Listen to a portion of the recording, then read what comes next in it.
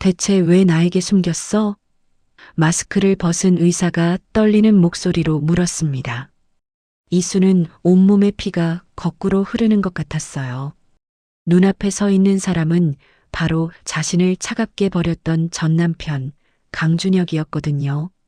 1년 동안 철저히 숨겨온 임신, 혼자 감내해온 모든 고통, 그리고 아무도 모르게 낳으려 했던 아이.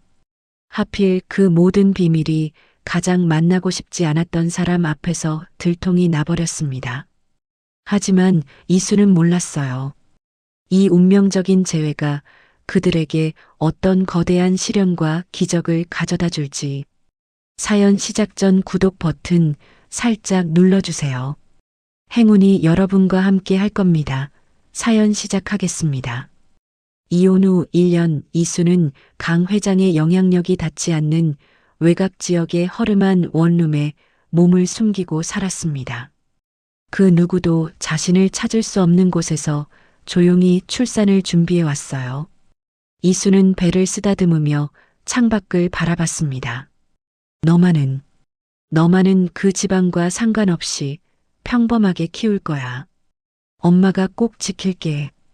이수가 아기에게 조용히 속삭였어요. 과거 결혼 생활이 떠올랐습니다. 시어머니 강 회장의 차가운 시선과 끊임없는 멸시가 이수를 짓눌렀어요. 쓸모없는 며느리라니 사람이 사람에게 할 수 있는 말이었습니까? 제가 얼마나 노력했는지 아무도 보지 않으셨죠. 이수는 떨리는 눈을 감으며 속으로 삼켰던 말을 떠올렸습니다. 집안에 도움이 안 되는 여자라뇨.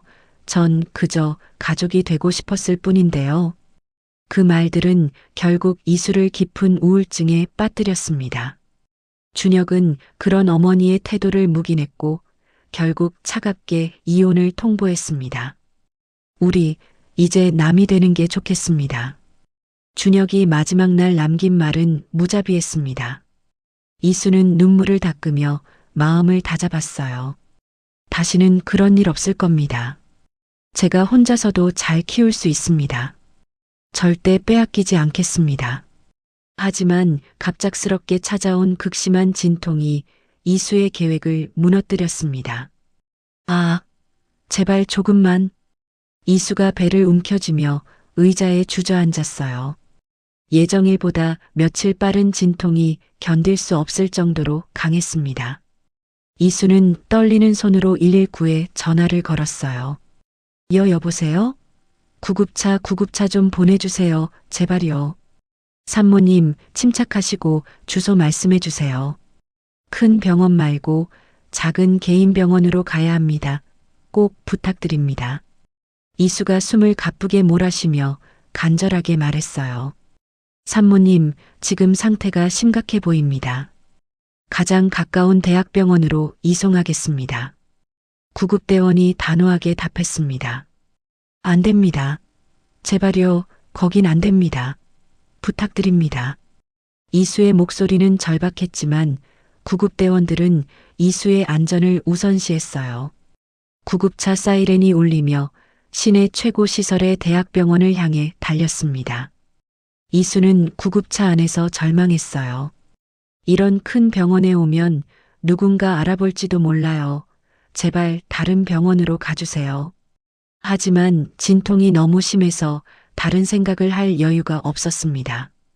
대학병원 응급실이 소란스러워졌어요. 응급분만 환자 들어옵니다. 구급대원이 큰 소리로 외쳤습니다. 의료진들이 분주하게 이수를 분만실로 옮겼어요. 환자 상태 어떻습니까? 응급실 간호사가 물었습니다. 진통이 매우 강하고 태아 심박수가 불안정합니다. 응급 상황으로 보입니다. 구급대원이 급히 설명했어요. 분만실에서 간호사가 이수를 진찰했습니다. 산모님, 아기가 곧 나올 것 같습니다. 그런데 태아 심박수가 계속 떨어지고 있어서 간호사의 표정이 심각해졌어요. 이수는 공포에 떨며 물었습니다. 제 아기 괜찮은 건가요? 제발 살릴 수 있는 거죠? 그때 병원 내부 방송이 급하게 울려 퍼졌어요. 산부인과 강 선생님, 분만실 응급 상황. 제왕절개 준비해 주세요. 이수의 얼굴이 하얗게 질렸습니다. 강, 지금 강이라고 했나요? 이수의 손이 떨리기 시작했어요. 분만실 문이 거세게 열리며 마스크를 쓴 의사가 뛰어들어왔습니다. 의사는 환자를 확인하려다 이수의 얼굴을 보며 잠시 굳었습니다. 하지만 곧바로 표정을 정리하고 의료진을 지휘하기 시작했습니다. 환자 기록부터 확인하겠습니다. 차트 주세요. 의사가 차분하면서도 단호한 목소리로 말했어요. 간호사가 급히 차트를 건네주었습니다. 의사는 이름을 확인한 뒤 눈을 크게 떴습니다. 서이수? 정말 이수? 의사의 손이 미세하게 떨렸지만 이내 본분을 다하려는 듯 강하게 손을 쥐었습니다. 선생님, 태아 심박수가 계속 떨어지고 있습니다. 간호사가 긴장된 목소리로 보고했습니다. 알겠습니다. 지금은 산모와 아기 생명이 최우선입니다. 모두 집중해 주세요. 의사가 모든 개인적 감정을 억누르며 말했어요. 제왕절개 준비는 언제든 가능합니다. 간호사가 답했습니다. 의사는 이수의 상태를 다시 정밀하게 체크했어요. 다행히 자연분만이 가능할 것 같았습니다. 산모님, 힘내십시오. 아기가 곧 나올 겁니다. 제가 책임지고 도와드리겠습니다. 의사의 목소리는 단호하면서도 떨리고 있었습니다. 이수는 고통 속에서도 그 목소리가 낯익다는 생각이 들었어요. 하지만 확신할 수는 없었죠. 선생님, 제발 우리 아기만은 살려주세요. 이수가 울먹이며 말했습니다. 걱정하지 마십시오. 최선을 다하겠습니다. 조금만 더 버티십시오. 의사가 진심을 담아 말했어요. 드디어 분만이 진행되었고 의료진 모두가 집중하고 있었습니다. 조금만 더 힘주세요. 거의 다 왔습니다. 간호사가 큰 소리로 격려했습니다. 그리고 순간 아기의 울음소리가 분만실에 울려 퍼졌어요. 왕! 축하합니다. 건강한 여자아이입니다. 간호사들이 밝게 외쳤습니다. 의사도 깊은 안도의 한숨을 내쉬었습니다. 산모와 아이 모두 안정적입니다. 응급 처치를 마친 뒤 의사는 이수에게 설명하려고 다가갔습니다. 그리고 천천히 마스크를 벗었습니다. 이수는 눈이 커진 채 숨을 멈췄어요. 강준혁? 이수가 떨리는 입술로 이름을 불렀습니다. 준혁도 눈을 고정한 채 멈춰섰습니다. 이수야, 왜 말하지 않았어? 어떻게 혼자서 이 모든 걸? 준혁의 목소리는 떨리고 있었습니다. 놀람, 분노, 슬픔이 한꺼번에 섞여 있었죠. 이수는 고개를 돌렸습니다. 말한다고 뭐가 달라지겠어? 난 이미 버려진 사람이잖아. 그 말은 낮았지만 단단했습니다. 준혁은 입술을 깨물며 고개를 떨궜습니다. 분만실 안에 무거운 침묵이 내려앉았어요. 준혁은 의사로서의 마지막 설명을 마치고 분만실을 나왔습니다. 그리고 복도에서 벽에 등을 기댄 채 깊은 숨을 내쉬었어요. 1년 동안 혼자 이 고통을 감당했단 말인가. 준혁은 주먹을 벽에 대고 고개를 떨궜습니다. 분만실 안에서 이수는 갓 태어난 아기를 품에 안고 울었습니다. 미안합니다. 엄마가 더 준비를 잘했어야 했습니다. 그런데도 엄마를 선택해줘서 고맙습니다. 이수가 아기에게 속삭였어요. 하지만 운명은 이수에게 가장 잔혹한 시나리오를 선물했습니다. 출산 후 이틀째, 이수는 VIP 병실 침대에 누워 창밖만 바라보고 있었습니다.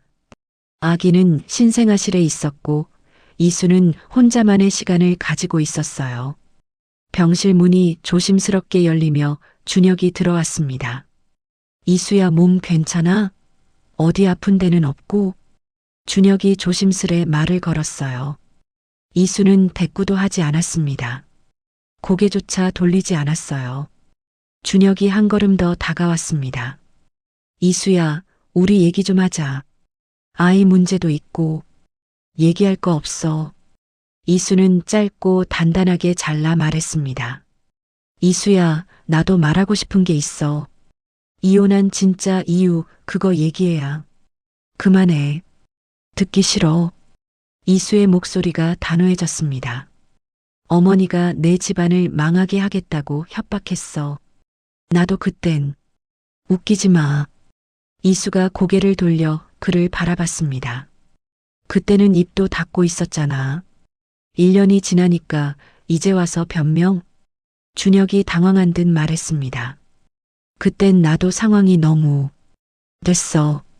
그 얘기하려고 왔으면 지금 나가. 이수는 더 할 말 없다는 듯 시선을 피했습니다. 준혁은 입술을 깨물었고 주먹을 꽉 쥔 채 병실을 나갔습니다. 복도에서 길게 숨을 몰아쉬었어요. 그때 간호사장이 다가왔습니다. 선생님, 산모분이 퇴원 원하십니다. 퇴원? 아직 산후 회복도 안 끝났는데? 집으로 가겠다고 하시네요. 말리셔야 할 것 같아서요. 준혁은 잠시 생각하더니 단호하게 말했습니다. 전담 간호팀 부처, 산후 우울 관리 신생아 케어까지 퇴원해도 바로 지원되게 해. 예, 전담팀이요?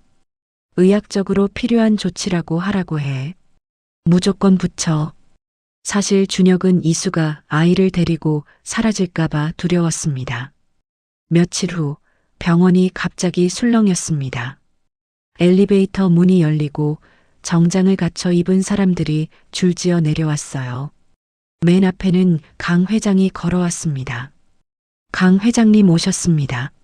직원들이 긴장하며 움직였습니다. 강 회장은 주저없이 이수의 병실로 향했습니다. 문을 벌컥 열고 들어왔어요. 이수는 아기를 안고 있다가 그를 보고 몸이 굳어졌습니다. 오랜만이네, 서이수. 강 회장의 목소리는 싸늘했습니다. 이수는 한없이 조심스럽게 아기를 더 끌어안았습니다. 무슨 일이세요? 무슨 일이냐고? 내 손자 보러 왔다. 강 회장이 바로 옆으로 다가와 아기를 내려다봤습니다. 준혁을 빼닮았네. 강 씨 피가 흐르는 건 확실하구나. 이 아이는 제 아이예요. 이수가 낮게 말했습니다. 네가 낳았지. 하지만 이 집안 후계자이기도 해. 강 회장이 비웃듯 말했어요. 제안 하나 하지. 이 아이 우리가 데려가서 키우자. 이수 얼굴이 하얗게 식어갔습니다. 뭐라고요? 후계자 교육비로 한 달에 1,000만 원씩 줄게. 너는 돈 받고 손 떼. 절대 안 돼. 이수가 즉시 소리쳤습니다. 생각 좀 해봐. 네가 뭘로 애를 키워. 돈도 없고 능력도 없고. 강 회장이 비웃었습니다. 바로 그때 준혁이 병실로 들어왔습니다. 어머니, 지금 뭐 하시는 거예요? 잘 왔다. 네가 아버지라는 걸 증명해라. 그래야 친권 소송이 가능하니까. 친권 소송? 준혁이 믿지 못하겠다는 표정으로 말했습니다. 그래. 이 여자는 애 키울 능력 없다. 법적으로 뺏어오면 된다. 어머니, 그런 말 함부로 하지 마세요. 왜? 반항할 거야? 너 의료사고 그건 기억하지? 강 회장의 목소리가 낮아졌습니다. 준혁의 표정이 굳었습니다. 그가 약점을 쥐고 있는 건 사실이었으니까요. 내일 변호사 보낼 거다. 양육권 소송 바로 진행하자. 소송? 이수는 숨을 멈춘 듯 했습니다. 그래. 법으로 뺏을 거다. 넌 애 키울 자격 없어. 강 회장의 선언이었다. 다음 날 정말로 변호사가 찾아왔습니다. 서이수 씨 맞으십니까? 친권자 지정 소송장입니다. 이수는 떨리는 손으로 서류를 받았습니다. 30일 안에 응소하세요. 변호사가 떠나고 이수는 병원 복도에 주저앉았습니다. 어떻게 해야 하지? 이수는 법률사무소 여러 곳에 전화를 걸기 시작했습니다. 양육권 소송 가능한가요? 상대가 누구신데요? 강 회장입니다. 죄송합니다. 저희는 수임이 어렵습니다. 10군데 넘게 거절당했습니다. 이수는 고개를 떨구고 울기 시작했어요. 나 혼자서 어떻게. 그때 발소리가 멈추더니 누군가가 말을 걸었습니다. 괜찮으세요? 부드러운 목소리였습니다. 고개를 들자 30대 중반쯤 된 정돈된 옷차림의 남자가 서 있었습니다. 저는 변호사 윤태호라고 합니다. 병원 자문 때문에 왔다가 혹시 도움이 필요하신가 해서요. 이수는 숨을 들이켜고 겨우 입을 열었습니다. 저 양육권 소송 도와줄 수 있어요? 양육권 소송이요? 윤태호가 놀란 눈으로 되묻습니다. 이수는 지난 일들을 조리 없이 쏟아냈고 울음을 참지 못했습니다. 윤태호는 심각하게 듣고 있다가 천천히 고개를 끄덕였습니다. 상대가 강 회장이면 쉽지 않습니다. 하지만 아이가 우선이 되어야죠. 도와드리겠습니다. 정말 도와주는 거예요? 이수가 눈물 맺힌 목소리로 물었습니다. 네. 하지만 아이에 대한 당신의 노력부터 증명해야 합니다. 태교, 병원 기록, 준비해 온 것들 다 모아야 합니다. 바로 그때 복도를 지나던 강 회장이 두 사람을 보고 멈췄습니다. 변호사를 구했네. 강 회장이 비웃으며 말했습니다. 말해두지. 너한테 이길 방법 없어. 마지막 기회다. 10억 줄 테니 애를 넘겨. 절대 안 넘겨. 이수는 눈을 똑바로 뜨고 말했습니다. 그래. 그럼 법정에서 보자. 강 회장의 입꼬리가 올라갔습니다. 그리고 그는 천천히 돌아서 사라졌습니다. 법원 앞에서 이수는 윤태호와 함께 계단을 올라가고 있었습니다. 첫 변론 기일이 시작되는 날이었어요. 긴장하지 마세요. 우리가 준비한 자료면 충분합니다. 윤태호가 이수를 격려했습니다. 정말 괜찮을까요? 상대는 강 회장인데. 이수가 불안한 목소리로 물었어요. 괜찮습니다. 지금 가장 중요한 건 돈이 아니라 아이입니다. 그게 이기는 길입니다. 윤태호가 이수의 어깨를 가볍게 두드렸습니다. 법정 안으로 들어서자 강 회장 측 변호인단이 벌써 자리를 잡고 있었어요. 대형 로펌 변호사 3명이 서류 더미와 함께 앉아 있었습니다. 이수는 그 광경을 보고 위축됐어요. 저희는 단 둘뿐인데. 이수가 작게 중얼거렸습니다. 숫자가 중요한 게 아닙니다. 법은 진실편에 서 있습니다. 윤태호가 침착하게 말했습니다. 재판장이 입장하며 재판이 시작됐습니다. 양육권 지정 신청 사건을 시작하겠습니다. 재판장의 엄숙한 목소리가 울렸어요. 강 회장 측 변호사가 일어나 발언했습니다. 재판장님, 신청인은 아동의 친부인 강준혁이며 피신청인 서희수는 양육 부적격자임을 입증하겠습니다. 그는 준비해온 말투 그대로 자신만만하게 말을 이어갔습니다. 특히 피신청인은 중증 우울증 병력이 있어 아동에게 심각한 위험을 초래할 수 있습니다. 이수의 얼굴이 창백해졌어요. 그들이 우울증 기록을 들고 나온 것이었습니다. 재판장님, 이는 악의적인 해석입니다. 윤태호가 즉시 반박했어요. 그러자 상대 변호사가 재빨리 서류를 내밀며 말했습니다. 의료 기록을 보면 자살 충동까지 있습니다. 이것이 위험이 아니라면 무엇이겠습니까? 이수는 미세하게 떨며 주먹을 쥐었습니다. 기록들은 모두 사실이었기 때문입니다. 그건 결혼 생활 중 극심한 압박 때문에 생긴 일시적인 상태였습니다. 윤태호가 반박했습니다. 현재는 완전히 회복했고 의료진도 정상 판단을 내렸습니다. 윤태호가 이수의 최근 진단서와 건강검진 결과를 제출했습니다. 법정 밖에서 준혁은 복도를 왔다 갔다 하고 있었어요. 주머니 속 USB를 만지작거리며 고민에 빠져 있었습니다. 이걸 이수한테 줘야 하나? 아니면 그냥 묻어야 하나? USB 안에는 강 회장의 협박 녹음이 들어 있었거든요. 재판이 일시 휴정됐을 때 준혁이 윤태호에게 다가갔어요. 변호사님, 잠깐 이야기 좀 할 수 있을까요? 무슨 일이시죠? 윤태호가 경계하며 물었어요. 이수를 도울 수 있는 증거가 있어요. 준혁이 USB를 꺼냈습니다. 이 안에 어머니가 이순의 집안을 협박한 녹음이 들어 있어요. 윤태호의 눈이 순간 커졌습니다. 정말입니까? 3년 전 이혼 당시 어머니가 이혼하지 않으면 이수 집안을 박살내겠다고 했습니다. 그걸 몰래 녹음해 두었어요. 준혁이 진심을 털어놨습니다. 윤태호는 USB를 받아들며 조용히 물었습니다. 왜 지금 주시는 겁니까? 준혁은 잠시 멈췄다가 낮게 말했어요. 이수랑 우리 아이가 더 이상 불행해지는 걸 보고 싶지 않아서요. 그게 전부입니다. 재판이 재개됐습니다. 강 회장 측은 계속해서 이수를 몰아붙였습니다. 피신청인의 경제력도 심각한 문제입니다. 현재 무직이며 아이를 양육할 재정적 능력이 없습니다. 변호사가 거침없이 공격했어요. 그때 윤태호가 자리에서 일어났습니다. 재판장님, 새로운 증거를 제출하겠습니다. 새로운 증거요? 재판장이 의아해했어요.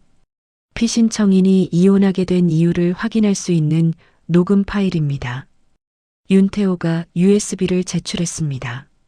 강 회장 측 변호사들이 술렁이기 시작했습니다. 재판장님, 이해 있습니다. 증거 제출 방식이 일단 들어보겠습니다. 재판장이 단호하게 말했습니다. 법정 전체가 조용해졌습니다. 녹음 파일이 재생됐어요. 서희순의 회사 대출 당장 끊어. 협력 업체들도 전부 계약 해지하게 해. 강 회장의 목소리가 법정 스피커를 울렸습니다. 너 이혼 안 하면 서희수 집안 완전히 무너뜨릴 거야. 알아들어? 얼음처럼 차가운 협박이 그대로 흘러나왔습니다. 이수는 숨을 삼키며 눈물을 흘렸습니다. 준혁이 왜 아무 말 못했는지, 그때 상황이 어땠는지 이해하게 됐습니다. 강 회장의 표정이 무너졌습니다. 저건 조작된 거다. 절대 믿지 마라. 강 회장이 소리쳤어요. 하지만 녹음 내용은 명확했고 조작 흔적도 없었습니다. 그때 방청석에서 준혁이 자리에서 일어났어요. 재판장님, 증인 신청합니다. 허가합니다. 앞으로 나오십시오. 재판장이 승인했어요. 준혁이 증인석에 섰습니다. 강준혁입니다.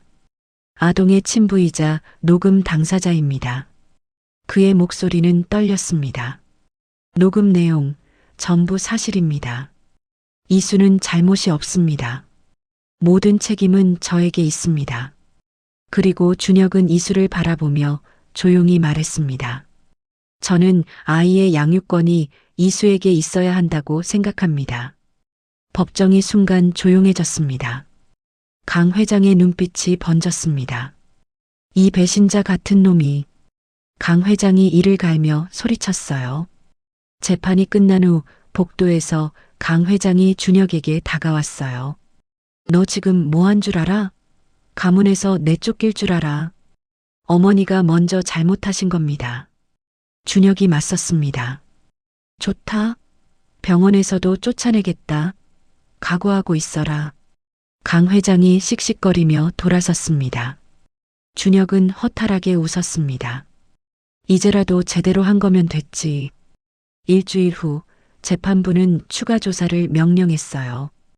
이수의 양육 환경과 심리 상태를 확인하는 전문가 조사였습니다. 심리 상담사가 이수의 집을 방문했어요. 아기를 어떻게 돌보고 계시는지 보여주세요. 이수는 자연스럽게 아기를 안고 우유를 먹이고 기저귀를 갈고 재우는 모습을 보여줬습니다. 정말 잘 돌보고 계시네요. 상담사가 감탄했어요. 이 아이가 제 전부예요. 이수가 조용히 말했습니다.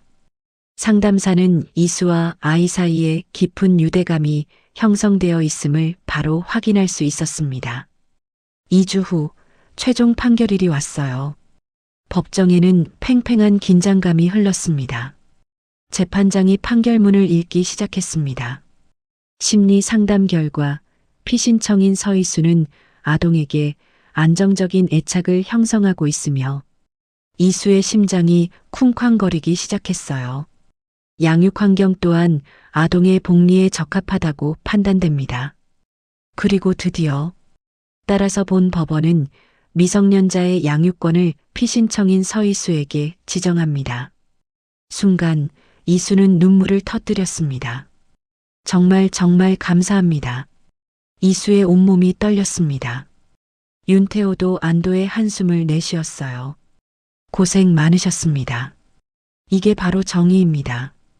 강 회장은 분노로 굳은 표정으로 법정을 나갔습니다. 이수는 마침내 아이를 지켜냈어요. 법정을 나선 이수는 복도에서 준혁과 마주쳤습니다. 두 사람은 잠시 말없이 서로를 바라봤어요. 이수가 먼저 입을 열었습니다. 준혁 씨, 정말 고마워요. 이수의 목소리에는 진심이 담겨 있었어요. 고맙긴. 내가 더 미안해. 진작에 진실을 말했어야 했는데. 준혁이 고개를 숙이며 말했어요. 어머니의 협박이 그렇게 심했다는 걸 몰랐어요. 이수가 조심스럽게 말했습니다. 이수야, 나는. 준혁 씨, 우리 천천히 생각해봐요. 아직은 너무 복잡해요. 이수가 준혁의 말을 가로막았어요. 준혁은 아쉬운 표정을 지었지만 고개를 끄덕였습니다. 며칠 후 윤태호의 법률사무소로 급한 전화가 걸려왔어요. 변호사님, 큰일이에요. 이수의 다급한 목소리였습니다.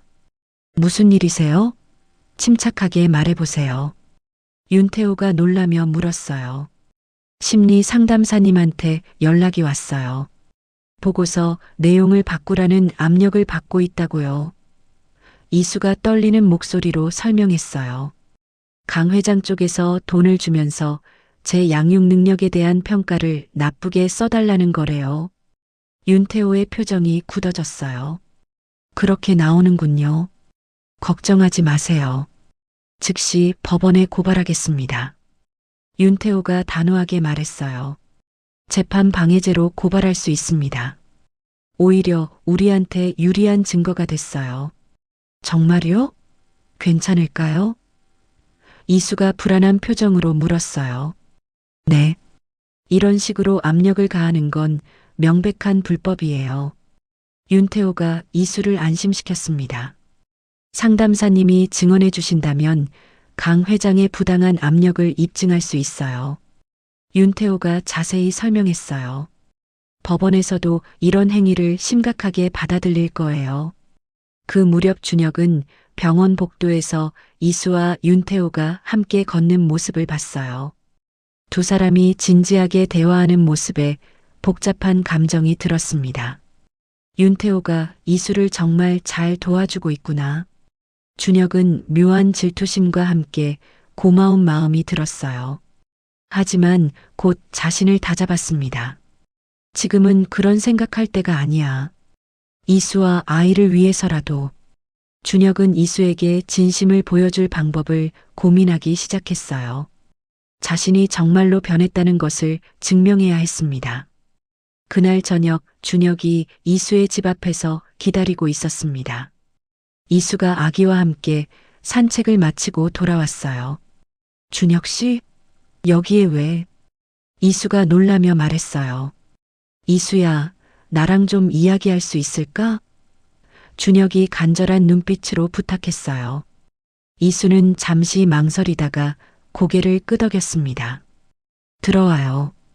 집 안으로 들어선 준혁이 무릎을 꿇고 앉았어요. 일어나요. 왜 무릎을 꿇어요? 이수가 당황하며 말했어요. 그럴 필요 없어요.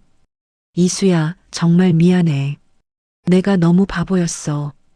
준혁이 고개를 깊이 숙이며 말했어요. 1년 동안 1년 동안 당신이 혼자서 얼마나 힘들었을까. 준혁의 목소리가 떨렸어요. 아이를 혼자 낳고 혼자 키우려고 했던 그 외로움을. 준혁이 말을 이어갔어요. 이제라도 당신과 아이를 제대로 지키고 싶어. 기회를 한 번만 더 줘. 준혁이 간절하게 말했어요. 이수는 아기를 재우러 방에 들어갔다가 나왔어요. 마음이 많이 흔들리고 있었습니다. 준혁의 진심이 느껴졌거든요. 하지만 쉽게 결정할 수는 없었어요. 준혁 씨, 쉽지 않아요. 이수가 조심스럽게 말했어요. 1년 동안 혼자 버텨온 시간들이, 그리고 과거의 상처들이. 알아. 성급하게 굴지 않을게. 천천히 신뢰를 쌓아가자. 준혁이 진심을 담아 말했습니다. 어머니 때문에 어쩔 수 없었다는 걸 이해해요. 하지만 그때의 아픔이. 이수가 솔직하게 털어놨어요. 시간이 필요해요. 급하게 결정할 수 없어요. 준혁은 이수의 마음을 이해한다며 고개를 끄덕였습니다. 다음 날 이수는 윤태호를 찾아갔어요. 변호사님, 개인적인 조언을 구하고 싶어서요. 무슨 일이세요? 윤태호가 관심 있게 물었어요. 준혁 씨가 다시 시작하자고 하는데 어떻게 생각하세요? 이수가 고민스러운 표정을 지었어요. 사실 마음이 흔들려요. 하지만 또 다른 한편으로는 두렵기도 하고. 윤태호는 잠시 생각한 후 신중하게 대답했어요. 이수 씨, 진정한 행복은 본인이 결정하는 거예요. 윤태호가 따뜻하게 말했어요. 다만 서두르지는 마세요. 부모로서의 신뢰를 먼저 쌓아가는 게 중요해요. 연인 관계는 그 다음 문제고요. 윤태호가 현명한 조언을 해줬어요. 강준혁 씨가 정말로 변했는지 확인하는 시간이 필요할 거예요. 이수는 윤태호의 말에 깊이 공감했습니다. 일주일 후 놀라운 소식이 들렸어요. 준혁이 강 회장과 완전히 연락을 끊었다는 것이었습니다. 뿐만 아니라 병원 이사직도 포기했다고 했어요. 병원 직원들 사이에서 이 소식이 화제가 됐습니다. 강 선생님이 정말 모든 걸 포기하셨대요. 이사직까지 그만두시다니. 가족을 위해서 그런 결정을 내리신 거겠죠. 준혁이 이수를 찾아와 통장을 내밀었어요. 이수야, 이거 받아줘. 뭐예요, 이게? 이수가 의아하게 물었어요. 내가 가진 주식 지분을 일부 처분한 돈이야. 당신과 아이를 위한 거야. 준혁이 진심을 담아 말했어요. 아니에요. 이런 건 받을 수 없어요. 이수가 손을 저었어요. 내 마음이야. 진심으로 받아줘. 준혁이 간절하게 부탁했어요. 그리고 나머지 주식은 하은이 이름으로 교육비 통장을 만들었어. 준혁이 또 다른 서류를 보여줬어요. 미래에 하은이가 대학 갈 때나 치료비가 필요할 때 쓸 수 있도록 신탁으로 넣어뒀어. 준혁이 자세히 설명했어요. 이수는 준혁이 아이의 미래까지 생각해 준 것에 감동했어요. 준혁 씨, 정말 괜찮아요? 강 회장님과 완전히 등지게 되는 거잖아요. 이수가 걱정스럽게 물었어요. 괜찮아. 오히려 홀가분해. 준혁이 환하게 웃었어요. 이제야 진짜 내 삶을 살 수 있을 것 같아. 준혁이 해방감을 표현했어요. 어머니의 압박에서 벗어나서 정말 하고 싶었던 일을 할 수 있어. 그럼 주말에 공원 갈까요? 하은이도 바람 쐬고. 이수가 조심스럽게 제안했어요. 준혁의 얼굴이 환해졌어요. 정말 그래도 될까?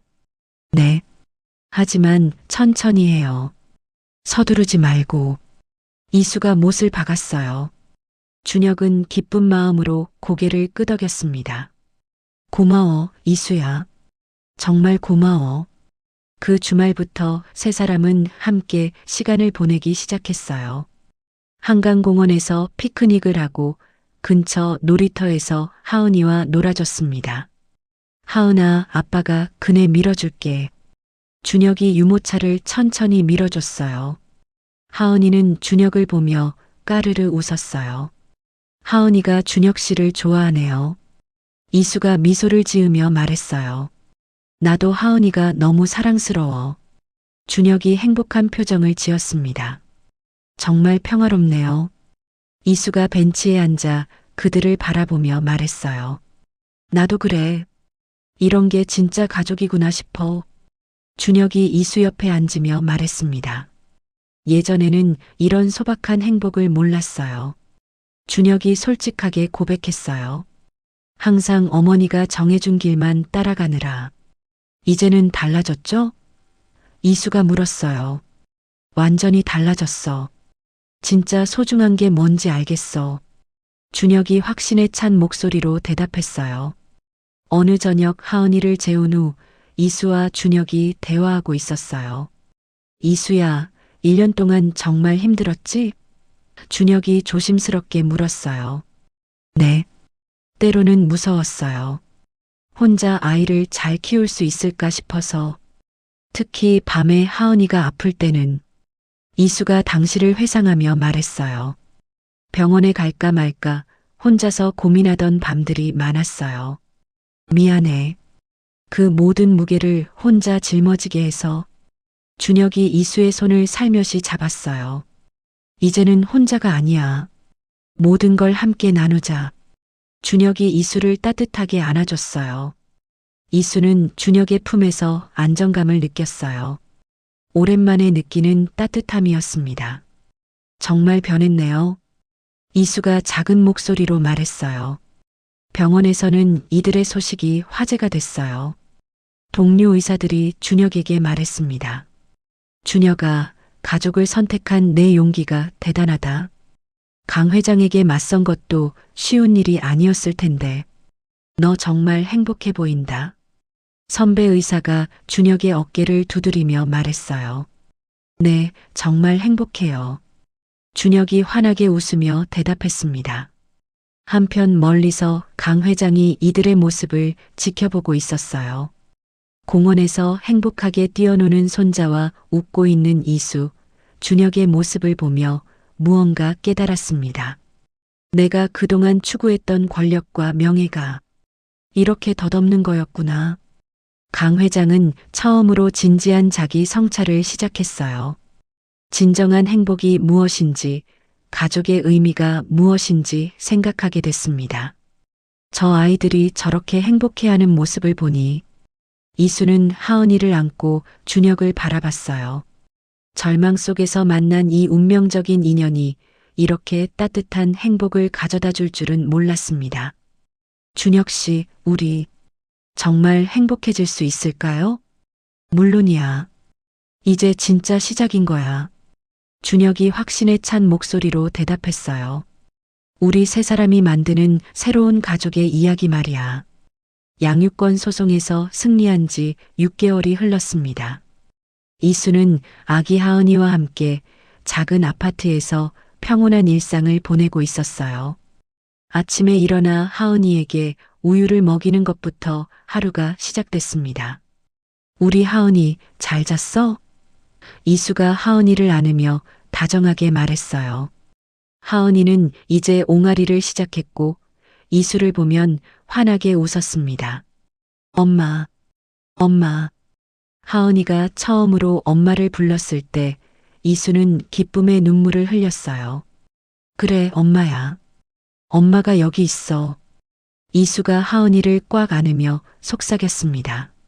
매일 저녁 6시면 준혁이 찾아왔어요. 병원 일을 마치고 곧장 달려오는 것이 일과가 됐습니다. 이수야, 하은아, 아빠 왔다. 준혁이 문을 열며 밝은 목소리로 인사했어요. 하은이는 준혁을 보면 팔을 뻗으며 좋아했어요. 아빠, 아빠. 하은이가 준혁을 향해 옹알거렸습니다. 우리 하은이가 아빠를 알아보네. 준혁이 감격하며 아기를 안았어요. 준혁은 육아에 정말 열심이었어요. 기저귀 가는 것부터 우유 먹이기, 재우기까지 모든 걸 도왔습니다. 이수야, 너 좀 쉬어. 내가 하은이 봐줄게. 고마워요. 준혁 씨 덕분에 많이 편해졌어요. 이수가 고마운 마음을 표현했어요. 하은이 기저귀 갈아야겠다. 준혁이 하은이를 눕히며 말했어요. 처음에는 서툴렀지만 이제는 아주 능숙해졌습니다. 와, 정말 잘하시네요. 이수가 감탄하며 말했어요. 연습의 결과야. 처음엔 하은이가 울기만 했는데 준혁이 웃으며 대답했어요. 지금은 내가 안으면 금방 잠들어요. 정말로 하은이는 준혁의 품에서 편안해했어요. 주말이면 세 사람은 항상 함께 시간을 보냈습니다. 한강공원에서 피크닉을 하거나 놀이터에서 하은이와 놀아줬어요.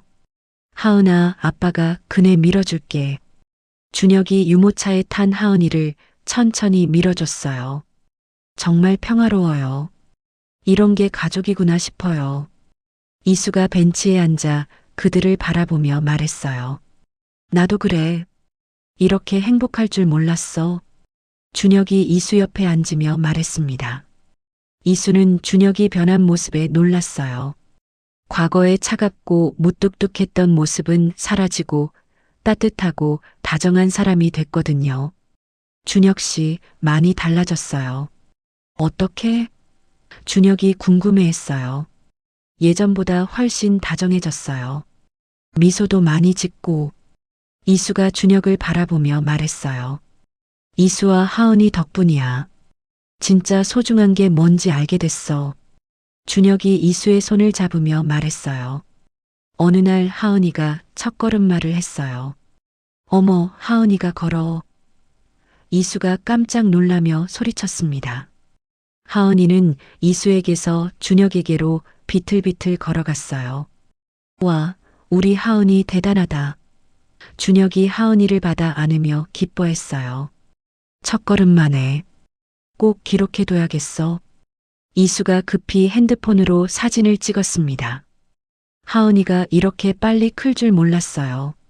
이수가 감격하며 말했어요. 정말 그래. 우리가 놓친 시간들이 아쉬워. 준혁이 아쉬워했어요. 드디어 하은이의 첫 생일이 다가왔어요. 이수는 소박한 돌잔치를 준비했습니다. 준혁 씨, 너무 크게 하지 말아요. 우리끼리만 조용히. 알겠어. 하은이한테 가장 의미 있는 날이니까. 돌잔치 준비를 하면서 이수와 준혁은 더욱 가까워졌어요. 케이크는 어떤 걸로 할까? 이수가 물었어요. 하은이가 좋아하는 과일 케이크로 하자. 준혁이 제안했어요. 돌잡이 준비도 해야겠어요. 이수가 말했어요. 연필, 실, 돈. 뭘 더 놓을까? 청진기도 놓을까? 의사가 되라고. 준혁이 웃으며 말했어요. 돌잔치 당일 준혁이 특별한 선물을 가져왔어요. 작은 상자를 이수에게 내밀었습니다. 이수야, 이거 받아줄래? 뭐예요? 이수가 상자를 열어보니 반지가 들어있었어요. 이수야, 나와 결혼해 줄래? 준혁이 한쪽 무릎을 꿇으며 진심을 담아 말했어요. 과거의 정략 결혼이 아니라 진짜 사랑으로 다시 시작하고 싶어. 이수의 가슴이 뛰기 시작했어요. 준혁 씨, 6개월 동안 기다려봤는데 이제 확신이 서. 너 없인 안 되겠어. 준혁이 간절한 눈빛으로 말했습니다. 나도 준혁 씨와 함께하고 싶어요. 이수가 눈물을 흘리며 대답했어요. 정말이야? 준혁이 기뻐하며 일어섰습니다. 하지만 조건이 있어요. 이수가 웃으며 말했어요. 뭐든지 들어줄게. 준혁이 대답했어요. 결혼식은 정말 소박하게 해요. 과거의 그림자에서 완전히 벗어나고 싶거든요. 이수가 진심을 담아 말했어요. 물론이지. 우리끼리만 있어도 충분해. 준혁이 이수를 안으며 말했어요. 하은이도 두 사람을 보며 손뼉을 쳤습니다. 하은이도 축하해 주는구나. 이수가 웃으며 말했어요. 우리 가족이 완성됐네. 준혁이 감격하며 말했습니다. 멀리서 이 모습을 지켜보는 사람이 있었어요. 강 회장이었습니다. 공원 벤치에 앉아 손자의 돌잔치를 몰래 지켜보고 있었어요. 저렇게 행복해하는구나. 강 회장은 자신이 그동안 얼마나 잘못 살았는지 깨달았어요. 권력과 명예에만 집착해서 정작 중요한 가족의 행복은 망쳤거든요. 내가 너무 어리석었구나. 강 회장의 눈가에도 눈물이 맺혔습니다. 저 아이들이 저렇게 순수하게 행복해하는 모습을 보니 강 회장은 처음으로 진정한 뉘우침을 느꼈어요. 자신이 추구했던 것들이 얼마나 공허한 것이었는지 깨달았습니다. 그 무렵 준혁은 중요한 결정을 내렸어요. 병원 이사직을 완전히 포기하기로 한 것입니다. 이수야, 나 병원 이사직 그만둘 거야.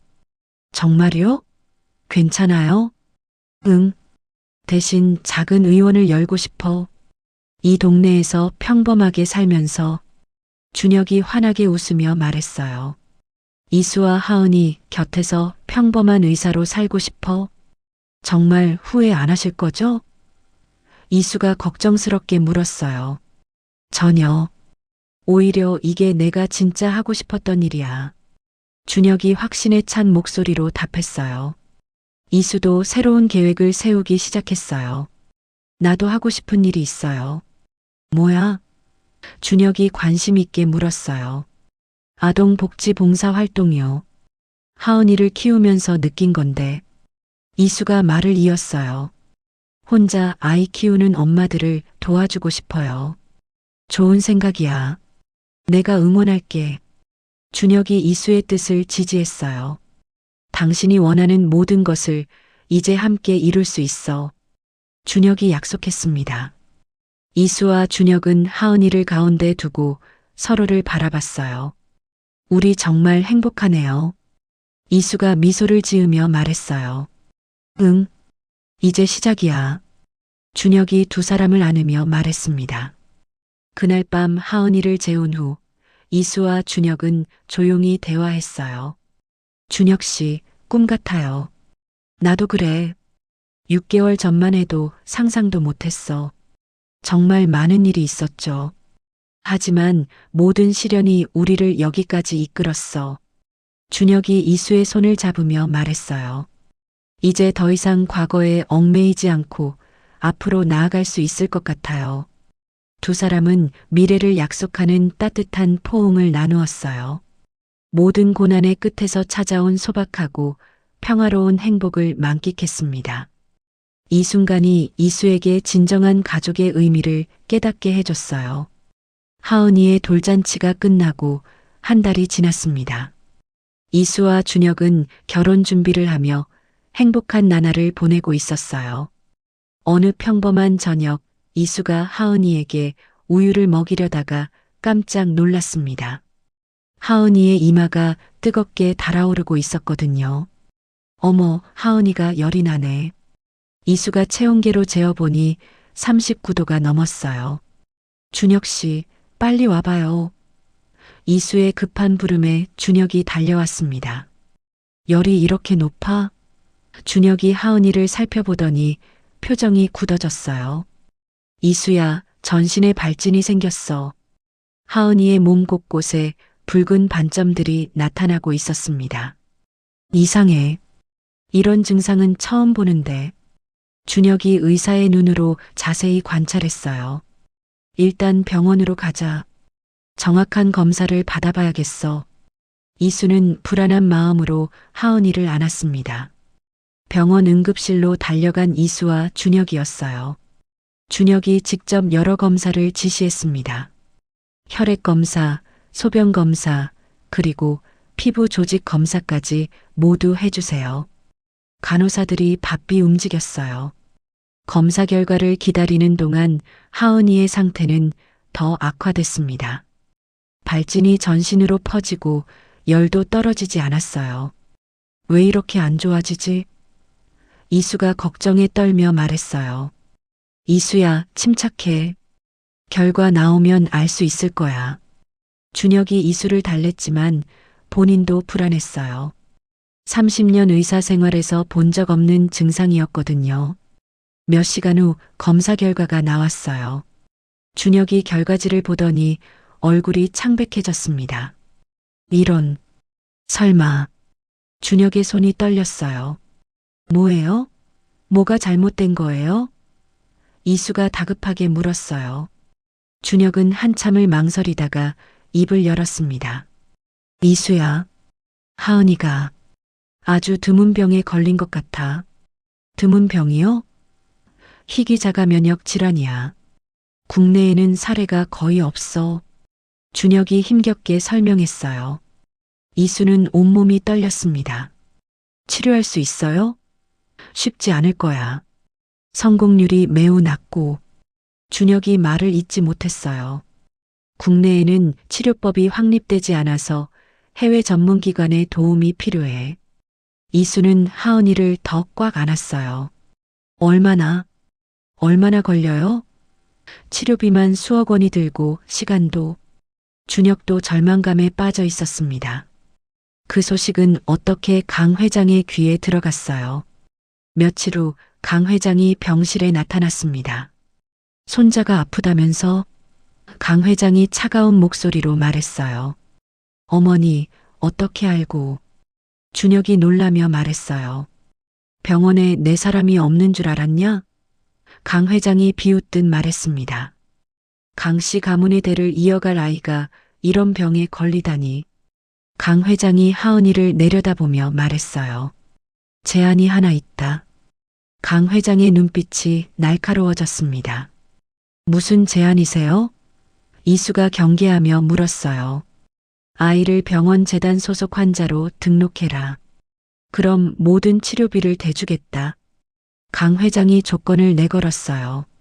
대신 아이의 치료 권한은 우리가 갖는다. 강 회장이 차가운 미소를 지었어요. 이수는 소름이 돋았습니다. 또다시 하은이를 빼앗으려는 속셈이었거든요. 절대 안 돼요. 이수가 단호하게 거절했어요. 그럼 너 혼자 어떻게 감당할 건데? 수억 원을 어떻게 마련하려고? 강 회장이 압박했습니다.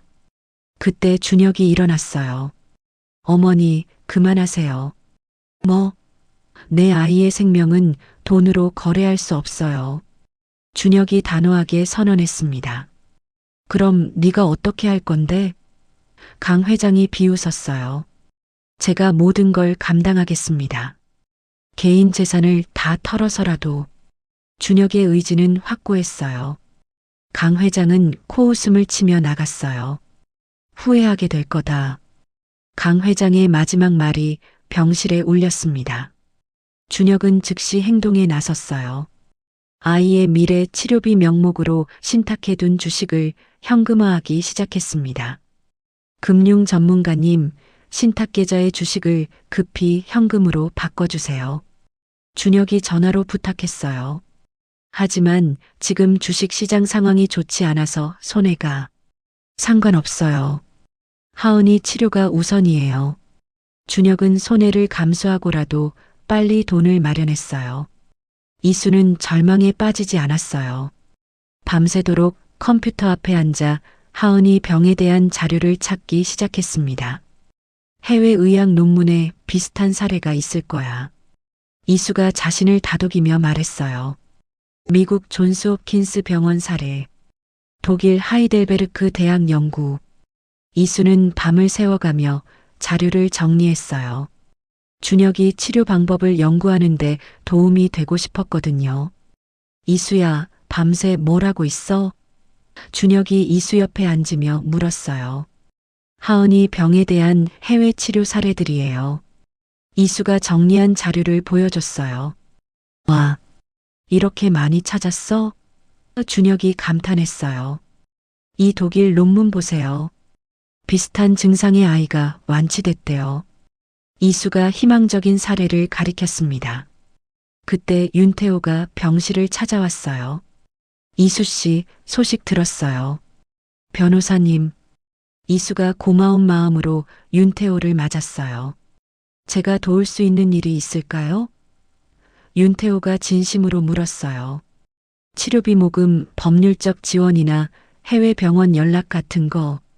정말요? 그렇게 해주실 수 있어요? 물론이죠. 하은이는 제게도 소중한 아이예요. 윤태호가 따뜻하게 말했어요. 이수는 눈물이 날 뻔했습니다. 이런 어려운 상황에서도 도움을 주는 사람들이 있다는 게 고마웠어요. 한편 강 회장은 멀리서 이들을 지켜보고 있었어요. 준혁이 아이를 위해 모든 것을 포기하고 매달리는 모습을 보면서 뭔가 느끼고 있었습니다. 저 아이가 정말 아버지가 됐구나. 내가 그동안 무엇을 추구했던 걸까? 강 회장은 처음으로 자신의 삶을 돌아보기 시작했어요. 권력과 명예에만 집착하느라 정작 중요한 것들을 놓쳤다는 생각이 들었습니다. 준혁은 해외 전문가들과 연락을 취하기 시작했어요. 독일 하이델베르크 대학의 밀러 교수님께 직접 연락해 봐야겠어. 준혁이 국제 전화를 걸었습니다. 영어가 서툴러도 하은이를 위해서라면 뭐든 했어요. 며칠간의 연구와 상담 끝에 준혁은 한 가지 방법을 찾아냈어요. 이수야, 혁신적인 수술법이 있어. 준혁이 흥분된 목소리로 말했어요. 성공률은 낮지만 유일한 희망이야. 어떤 수술인데요? 이수가 간절하게 물었어요. 면역세포를 직접 조작하는 수술이야. 위험하지만 준혁이 고민에 빠졌어요. 해요. 해봐요. 이수가 단호하게 말했어요. 위험하다고 하셨잖아요. 그래도 해야죠. 하은이를 위해서. 준혁은 이수의 의지를 보고 결심을 굳혔어요. 알겠어. 최선을 다해볼게. 준혁 씨가 의사로서 가장 위대한 순간은 바로 지금일 거예요. 이수가 준혁에게 용기를 주었습니다. 하은이의 수술 날짜가 정해졌어요. 일주일 후였습니다. 그 일주일 동안 이수와 준혁은 하은이와 함께 소중한 시간을 보냈어요. 혹시라도 마지막이 될지 모른다는 생각에 더욱 간절했습니다. 수술 전날 밤 이수와 준혁은 잠들지 못하고 있었습니다. 하은이는 이제 열도 조금 내리고 편안하게 잠들어 있었어요. 내일이면 이수가 하은이를 바라보며 작게 중얼거렸습니다. 이수야, 걱정하지 마. 우리는 이겨낼 수 있어. 준혁이 이수의 어깨에 손을 올리며 말했어요. 정말 그럴까요? 이수의 목소리가 떨렸습니다. 물론이야. 하은이가 얼마나 강한 아이인데. 준혁이 확신에 찬 목소리로 말했어요. 그리고 우리에게는 사랑이 있잖아. 그 사랑이 하은이를 지켜줄 거야. 이수는 준혁의 말에 위로받았어요. 준혁 씨도 긴장되죠? 그래. 솔직히 많이 떨려. 준혁이 솔직하게 고백했어요. 하지만 30년간 의사로 살아온 모든 경험을 하은이를 위해 쏟아낼 거야. 준혁이 다짐하며 말했어요. 이수는 그런 준혁을 보며 든든함을 느꼈습니다. 수술 당일 새벽 준혁은 일찍 일어나 수술 준비를 했어요. 독일 하이델베르크 대학의 밀러 교수와 화상 회의를 통해 마지막 점검을 했습니다. 수술 과정에서 가장 주의해야 할 점은 밀러 교수가 세세하게 설명했어요. 면역세포 분리 과정에서 온도 조절이 핵심입니다. 준혁이 꼼꼼히 메모하며 들었어요. 성공률이 30%라고 하셨는데. 네, 하지만 포기하지 마세요. 기적은 일어납니다.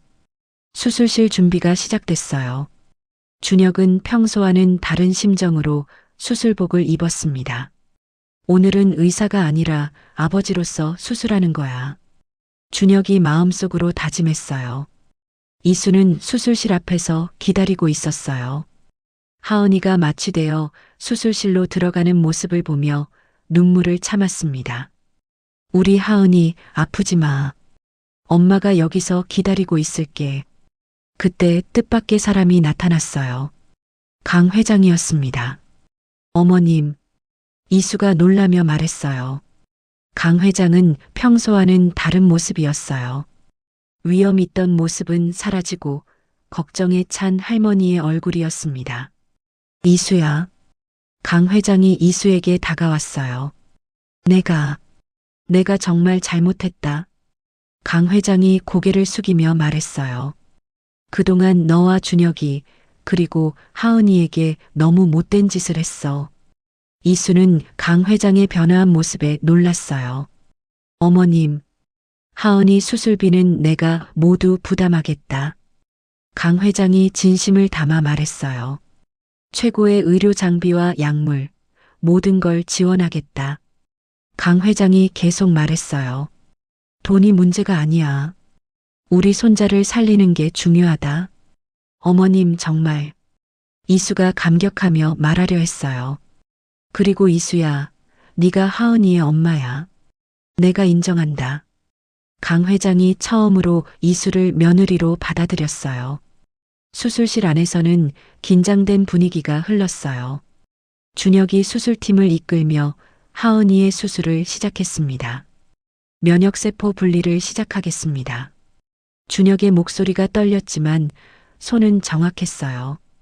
혈압 정상, 심박수 안정. 간호사가 보고했어요. 준혁은 밀러 교수에게 배운 대로 세심하게 수술을 진행했습니다. 가장 중요한 순간이야. 준혁이 마음속으로 중얼거렸어요. 면역세포를 조작하는 과정이 시작됐습니다. 수술실 밖에서는 이수와 강 회장이 함께 기다리고 있었어요. 이수야, 우리 같이 기도하자. 강 회장이 이수의 손을 잡았어요. 두 사람은 처음으로 마음을 모았습니다. 윤태호도 달려와서 함께 기다려줬어요. 이수 씨, 강준혁 선생님을 믿으세요. 윤태호가 이수를 격려했어요. 네, 믿어요. 준혁 씨라면 할 수 있어요. 수술이 4시간째 이어지고 있었어요. 준혁은 온 정신을 집중해서 수술을 진행했습니다. 거의 다 왔어. 조금만 더. 준혁이 자신을 다독였어요. 드디어 수술의 핵심 부분이 성공적으로 마무리됐어요. 면역세포 이식 완료. 간호사가 보고했어요. 준혁은 안도의 한숨을 내쉬었습니다. 이제 하은이가 이겨내는 일만 남았어. 준혁이 하은이를 바라보며 속삭였어요. 우리 딸, 아빠를 믿어줘. 수술실 문이 열렸어요. 준혁이 마스크를 벗고 나왔습니다. 이수와 강 회장이 동시에 일어났어요. 성공했어. 준혁이 환한 미소를 지으며 말했어요. 정말요? 정말 성공한 거예요? 이수가 믿을 수 없다는 표정으로 물었어요. 응. 수술은 완벽했어. 이제 회복만 잘 되면 돼. 준혁이 확신 있게 대답했어요. 이수는 그 자리에서 무너져 울기 시작했어요. 고마워요. 정말 고마워요. 이수가 준혁을 안으며 울었어요. 강 회장도 눈물을 흘렸습니다. 우리 손자가 살아났구나. 하은이는 중환자실에서 회복 과정을 거쳤어요. 준혁이 24시간 곁을 지키며 상태를 확인했습니다. 면역 수치가 정상으로 돌아오고 있어요. 담당 간호사가 기쁜 소식을 전했어요. 발진도 많이 줄어들었네요. 이수가 하은이를 보며 기뻐했어요. 강 회장은 조용히 이들 곁을 지키며 도왔어요. 일주일 후 하은이는 완전히 회복됐어요. 엄마, 아빠. 하은이가 환하게 웃으며 두 사람을 불렀어요. 우리 하은이, 이제 괜찮아졌네. 이수가 하은이를 안으며 기뻐했어요. 강 회장은 이 기회에 중요한 발표를 했어요. 내 모든 재산을 아동복지재단에 기부하겠다. 어머님, 정말요? 이수가 놀라며 물었어요. 그래. 그동안 잘못 산 것을 바로잡고 싶어? 강 회장이 진심을 담아 말했어요. 하은이 같은 아이들이 치료받을 수 있도록 도울 거야. 준혁은 이 모든 과정을 거치며 확신했어요. 이수야, 이제 병원 최고 직위는 필요 없어. 정말요? 응. 평범한 동네 의사로 살고 싶어? 우리 동네에 작은 의원을 열어서 하은이 같은 아이들을 돌볼 거야. 준혁이 새로운 꿈을 말했어요. 이수는 그런 준혁을 보며 더욱 사랑스러워했어요. 퇴원하는 날, 이수는 하은이를 안고 준혁과 함께 병원 문을 나섰어요. 우리 정말 해냈네요. 이수가 감격하며 말했어요. 응, 이제 진짜 행복한 가족이 됐어. 강 회장도 그들을 배웅하며 말했어요. 이수야, 준혁아, 고마워. 어머님이 바뀌셔서 저희가 더 고마워요. 이수가 대답했어요. 하은이 덕분에 내가 진짜 중요한 걸 깨달았다. 강 회장이 손자를 바라보며 말했어요. 이제야 진짜 할머니가 된 것 같아. 집으로 가는 길에 준혁이 이수에게 말했어요. 이수야, 당신이 아니었다면 불가능했을 일이야. 저도요. 준혁 씨 없었으면 하은이를. 두 사람은 서로에게 감사한 마음을 전했어요. 생명을 지켜낸 이들에게는 특별한 평화와 희망이 찾아왔습니다. 가장 어려운 시련을 함께 극복하며 그들의 사랑은 더욱 깊어졌어요. 진정한 가족의 의미를 깨달은 순간이었습니다. 하은이가 완전히 회복된 지 한 달이 지났습니다. 어느 조용한 저녁, 준혁이 이수에게 진지하게 말을 꺼냈어요. 이수야, 나와 정말 결혼해 줄래? 이수가 고개를 들어 준혁을 바라봤습니다. 하은이 수술을 함께 겪으면서 확신이 됐어. 준혁이 진심을 담아 말했어요. 당신 없이는 살 수 없다는 걸 깨달았거든. 이수의 눈가에 눈물이 맺혔어요. 저도요. 준혁 씨가 하은이를 살려줬을 때 이수가 말을 잇지 못했어요. 그때 알았어요. 이 사람이 진짜 우리 가족이구나. 두 사람은 서로를 바라보며 미소 지었습니다. 그럼 언제 결혼식을 할까? 준혁이 물었어요. 정말 소박하게 해요. 가족들과 윤태호 변호사님만 모시고. 이수가 원하는 건 화려한 식이 아니었어요. 한 달 후 작은 교회에서 소박한 결혼식이 열렸습니다. 강 회장과 윤태호, 그리고 준혁의 동료 의사들이 참석했어요. 하은이가 링베어러 역할을 했습니다. 하은이가 반지를 가져다 주네. 오늘 이 자리에서 두 분이 진정한 부부가 되시기를. 목사님이 축복의 말씀을 해줬어요. 강준혁 씨, 서희수 씨를 아내로 맞이하시겠습니까? 예, 영원히 사랑하고 지키겠습니다. 서희수 씨, 강준혁 씨를 남편으로 맞이하시겠습니까? 예, 평생 함께하겠습니다. 이수가 눈물을 흘리며 대답했어요. 진정한 사랑으로 하는 결혼이었습니다. 강 회장이 축사를 했어요. 이수야, 준혁아, 늦었지만 진심으로 축하한다. 강 회장의 목소리가 떨렸어요. 어머님, 고마워요. 이수가 진심으로 감사 인사를 전했습니다. 하은이 덕분에 우리 가족이 진짜 가족이 됐구나. 강 회장이 손자를 바라보며 말했어요. 할머니가 많이 사랑해 줄게. 하은이는 할머니의 품에서 웃고 있었어요. 결혼식 후 준혁은 중요한 발표를 했어요. 저는 이제 대학병원을 완전히 떠나겠습니다. 동료 의사들이 놀라워했어요. 대신 이 동네에 작은 의원을 열 예정입니다. 강준혁 의원이요? 네. 하은이 같은 아이들을 더 가까이서 돌보고 싶어요. 준혁의 결심은 확고했어요. 명예보다 가족이 더 소중하거든요. 이수도 새로운 계획을 밝혔어요. 저는 아동복지 봉사활동을 본격적으로 시작하려고 해요. 어떤 활동이세요? 윤태호가 관심 있게 물었어요. 혼자 아이 키우는 엄마들을 도와주는 일이요. 이수가 설명했어요. 제가 겪었던 어려움을 다른 엄마들은 겪지 않았으면 해서요. 강 회장도 자신의 계획을 발표했어요. 저도 아동복지재단에서 열심히 일하겠습니다. 어머님이 직접요? 그래. 하은이 치료받는 걸 보면서 깨달았어. 아픈 아이들이 얼마나 많은데 돈 때문에 치료받지 못하는지. 강 회장이 마음 아파하며 말했어요. 제 재산으로 그런 아이들을 도울 거예요. 윤태호도 감격했어요. 정말 감동이에요. 이수 씨와 준혁 선생님을 보면서 뭘 보셨어요? 진정한 승리가 뭔지 알겠어요. 권력이나 돈이 아니라 가족의 사랑이 진짜 승리더라고요. 윤태호가 진심으로 말했어요.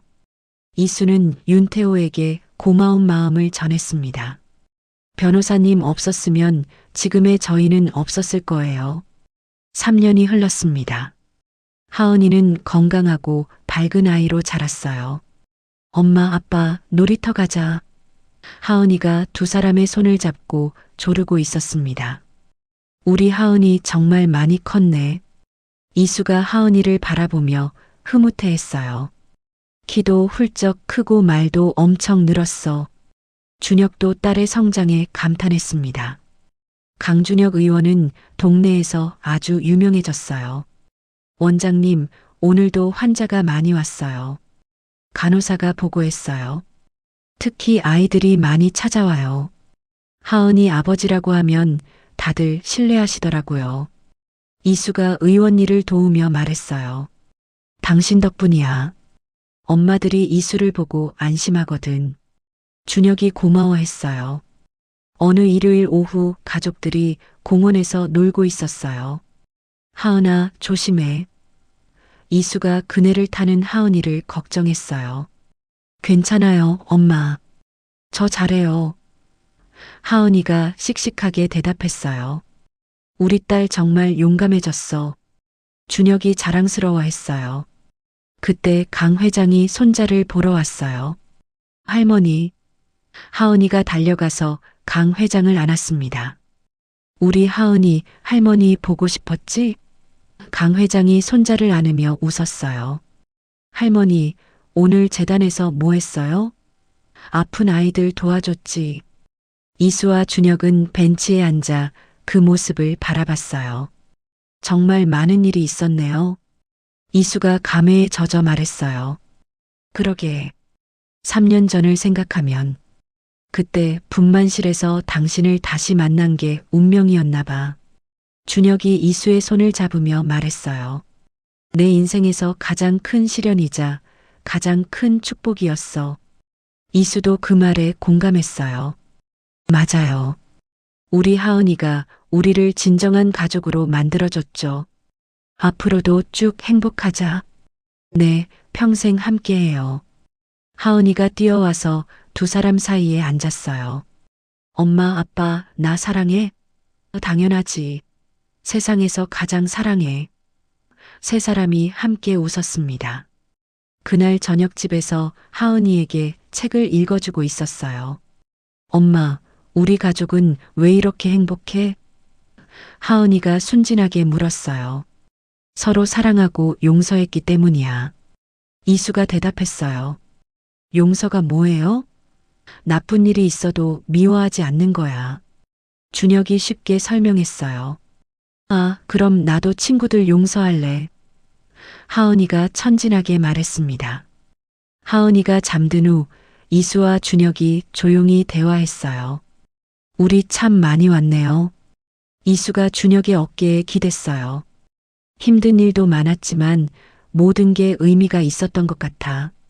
하은이를 통해 진짜 소중한 게 뭔지 알게 됐으니까.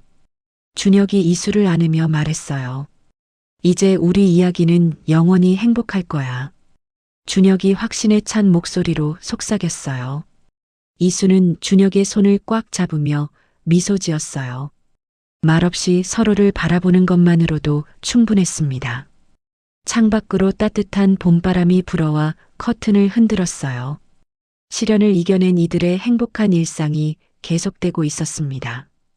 운명적인 만남에서 시작된 이들의 사랑 이야기는 진정한 가족의 완성으로 아름답게 마무리되었어요.